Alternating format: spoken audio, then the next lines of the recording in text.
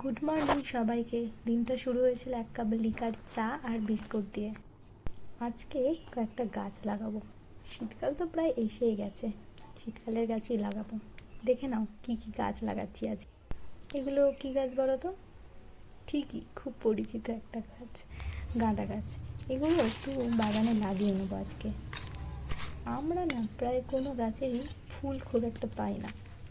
মাটি খারাপ যে তা নয়, মাটি ঠিকঠাক, তবে হনুমানের অত্যাচারে একটা গাছেরও ফুল গাছ লাগানোর পর পর্যন্ত আর পাওয়া যায় না। সেই জন্য অনেকেই গাছ লাগাতে আর ভালোবাসে না।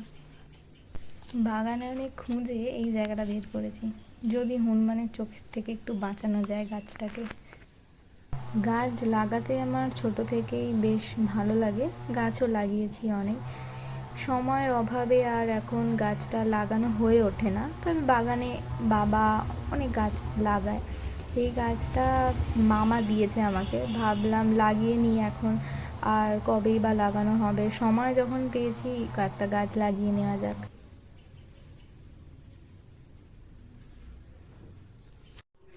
যে কটা গাঁদা গাছ বসানোর কথা ছিল সব কটাই প্রায় বসানো হয়ে গেছে, গাছগুলোতে জলও দেওয়া হয়ে গেছে।